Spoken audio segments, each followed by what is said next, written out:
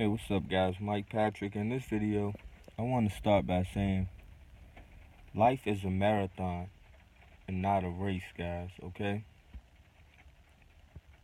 This video is going to be targeted towards the younger generation, so people who are around my age, of millennial age and down, okay? People who still have, much of their lives ahead of them from a chronological, standpoint.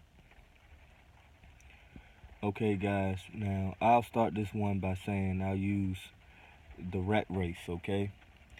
Now, let's think of two lab rats who are put on a treadmill, like a little treadmill, I guess you could say, or that little wheel that you see rats on where they're just running in place, they're not going anywhere, they're putting out a bunch of energy, but they're not going anywhere.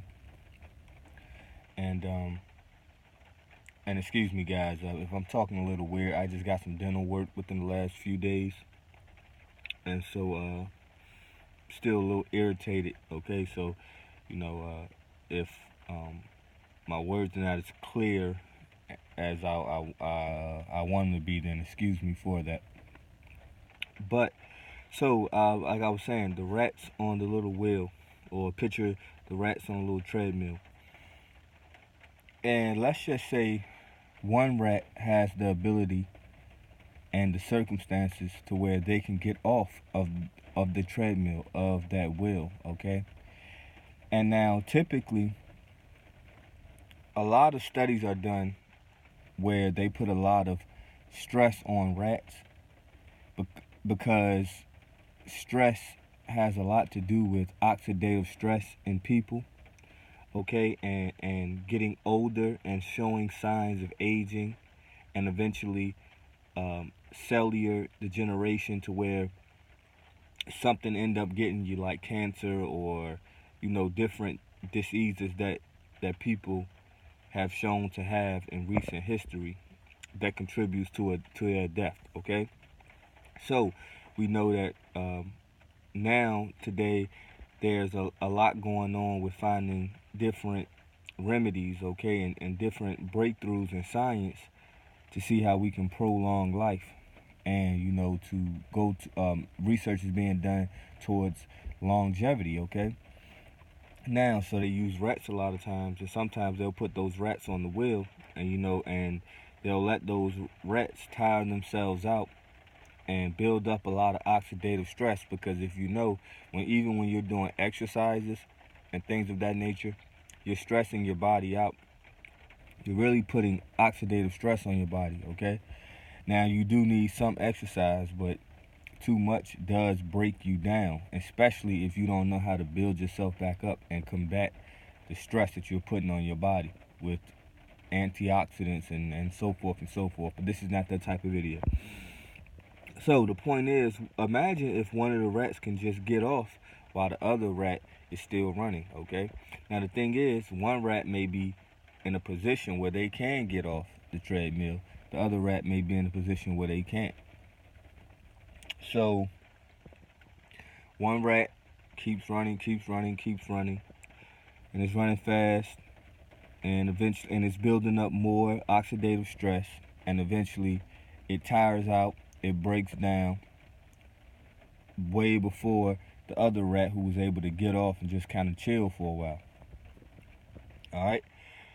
Also, I'll talk about the ropeadope. I'll talk about how many of you guys are familiar with. Some of you younger guys may not be, but the ropeadope is where it's a famous fight, Ali and Foreman, George Foreman, okay? And what happened was, Ali realized he wasn't going to go toe-to-toe with this guy, okay? Foreman was a young, big, scrapping, strong guy who was known to knock people out. You didn't want to be in a slugfest with Foreman. If you was going to beat him, you had to outthink him. So what happened was, Ali said, you know what I'll do? He's the type of guy who wants to get his opponents out really quick. I'll get on the ropes. I'll conserve my energy, as long as he's not really hurting me. So what he did was he balled up. He protected himself. He protected the most important parts of himself very carefully. So he made sure he didn't take any shots to the head, no shots to the parts of the bodies that could really bring them down, like the ribs or the abdomen, things like that. And so he pretty much was just taking a lot of punches on the arms, and he was moving, and he was ducking and dodging and kind of moving and rolling with the punches, so the punches wouldn't stick as hard and wouldn't be as effective. Okay. And what he did was he appeared to be losing because he didn't appear to be fighting back. He appeared to just be sitting on the ropes. But the whole time, he was allowing his opponent to fight, tire himself out, use all his energy. And then once he realized his opponent was tired, then he just took advantage of his opponent's fatigue. All right? So now, anybody can kind of see where I'm going with this, guys. That's why, you got to kind of have some level of intuition and spirituality about yourself. And when you do, guys, as you notice, the most spiritual people are usually not conventional. Most people are going to, if you're spiritual, okay, most people are pretty much going to look at you like, what the hell are you doing? You may be mocked, things like that. There's plenty of mockery for spirituality. It's a good video I posted.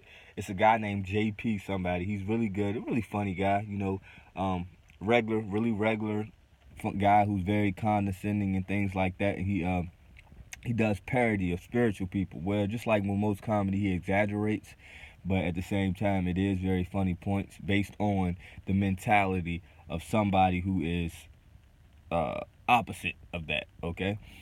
And so he appears to have an agenda to where he wants to make spirituality and things like that look really bad and look really stupid and worthy of being made fun of, because that's probably his agenda.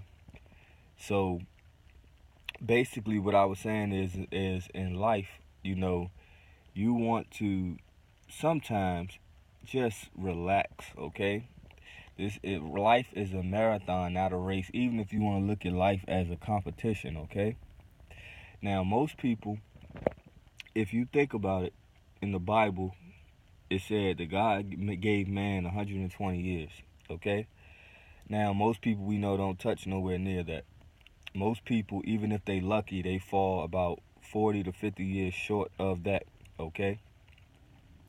And so, even when they fall short of that, okay, it's many times it's because they're running a 100-meter dash through life, okay? So they break down fast, okay? Most people live a high-stress life, especially if you live within the last 200, 300, 400 years or whatever like that. Live a high-stress life, okay? And their mentality is not conducive to life and living long, okay? They have a rat race mentality, all right?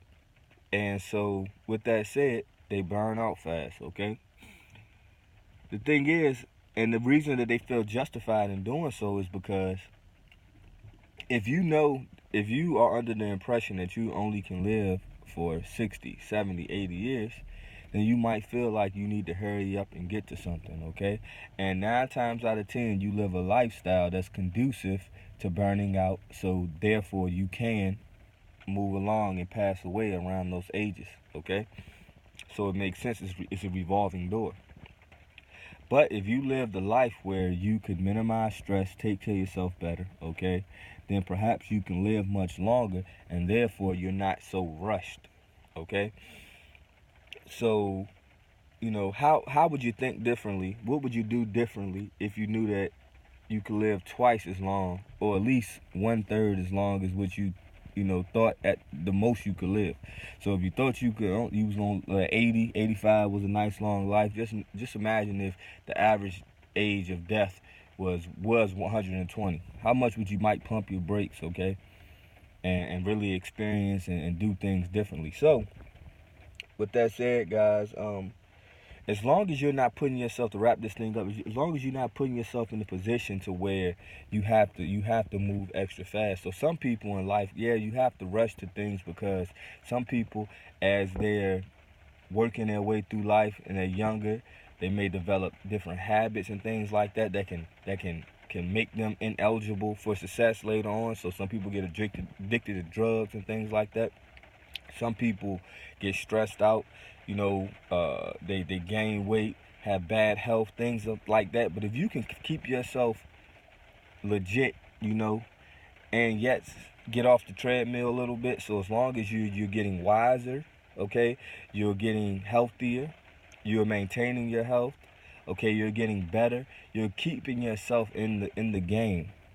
So whenever you decide to get back in the game, you know, as how regular people, you know, how most people would say, okay, now you're back in the game, you know, you can get back in the game without missing a beat, okay?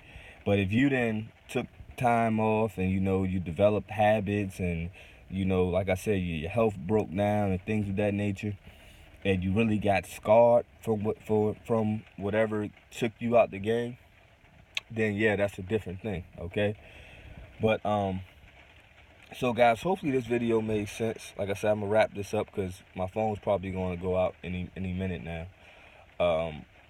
But guys, you know, it's a marathon, not a race. Okay, if you can do things to keep yourself in the game, you know, it's all about minimizing stress. Okay, taking care of your spiritual, your mental, and your physical, and becoming better. And then therefore, whenever you decide to go do what the world wants you to do, okay, you can do it better, okay, and you can still do it. So as long as you are staying sharp and staying prepared and staying ready, so you don't have to get ready, then you can decide to do whatever you need to do as long as certain things are being handled. And don't worry about what the world says. This, like how they say something has to be handled. As long as things that need to be handled is taken care of for, look at it spiritually now with your spiritual eye. As long as it's getting done, it's getting done. As long as you're not hurting anyone else or taking from anyone else. If the needs are being met, they're being met, okay? Don't get off your path, all right? Before the Father wants you off a particular path. Okay, guys? So, yeah, hopefully this was a helpful video. Peace.